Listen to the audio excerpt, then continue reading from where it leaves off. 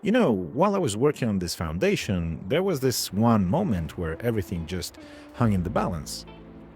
One single choice and 3 weeks of prep would have gone straight out the window. There was a very real chance I'd have to scrap it all and start from scratch. Usually, you can fix a few mistakes here and there on a build, but not this time.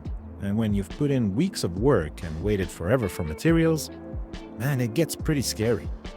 The worst part is knowing that in theory the idea should work, but you have no clue how it's actually going to play out in practice.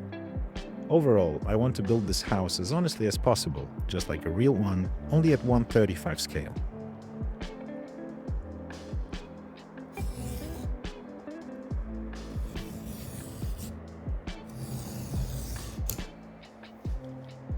Obviously, I have to make some adjustments for the size, but the core principles stay the same.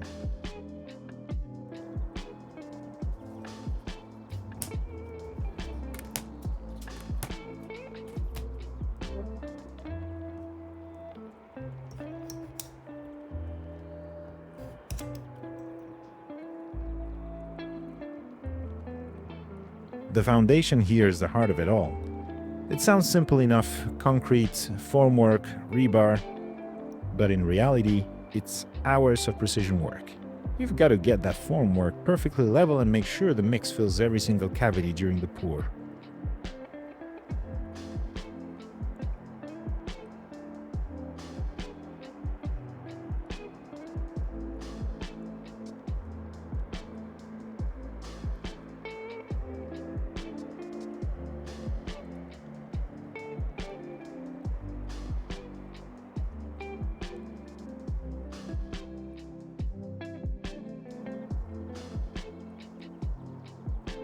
I went through a lot of options for the rebar mesh.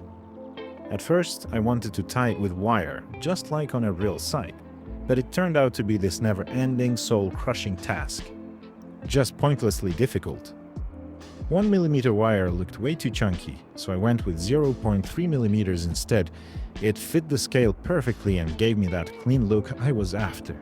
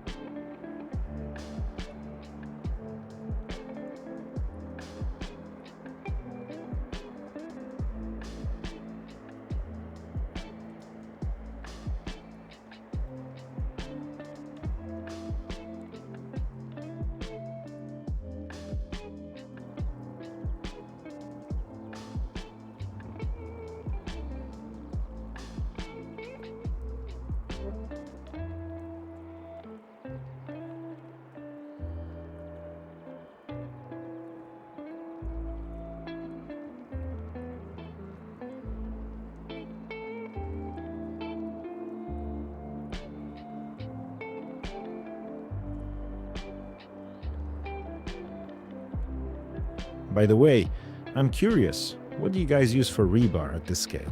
Maybe there are better options than wire. Let me know in the comments. I'm genuinely interested.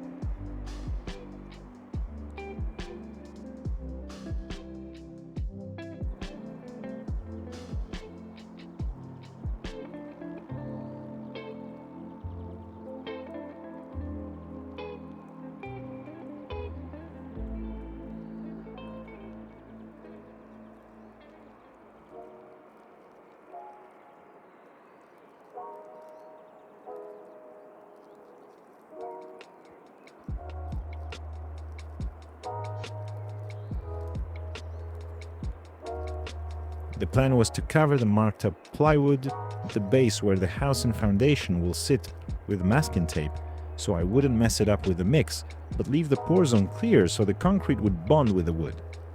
I decided to glue the formwork directly to the tape. I wanted it to be rock solid, with zero movement, not even a millimeter. Plus, I figured the tape would make my life easier when it came time to take it all apart.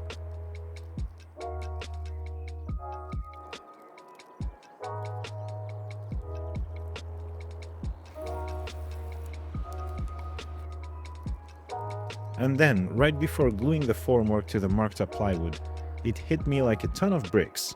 Wait, how am I going to get the forms off the cured mix? If the concrete bonds completely to the formwork, I'll go out of my mind trying to strip it off. I mean, I'd manage to get it off eventually, but what would the foundation look like then? I'd never get it perfectly clean. I had to scramble for options. Finally, I found a solution, lined the inside of the forms with masking tape and, right before the pour, coat it with some regular olive oil, just to stop the mix from soaking into the tape and the plywood.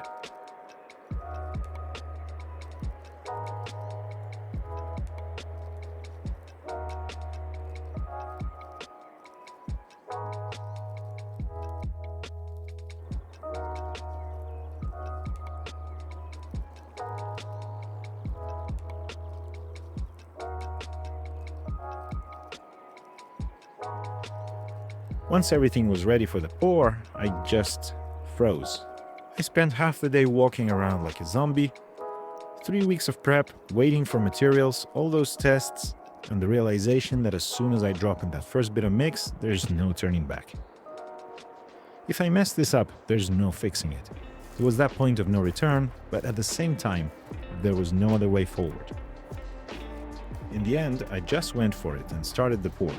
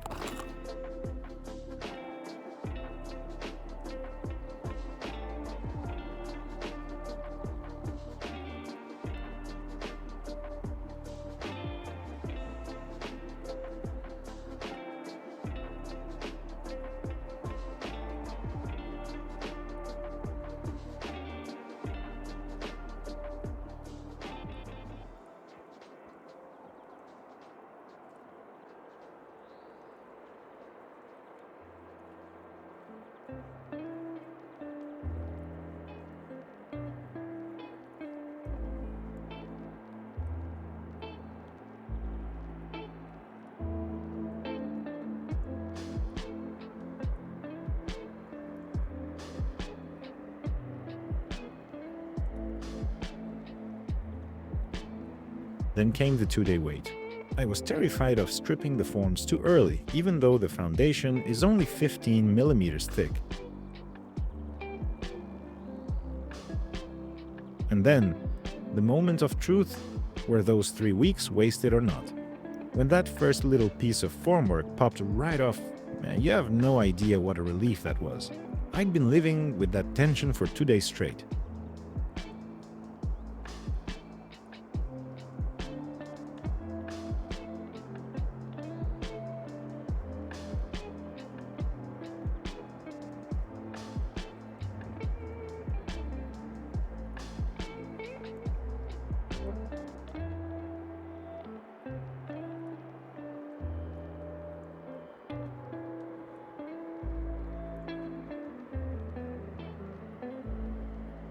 The foundation met almost all my expectations.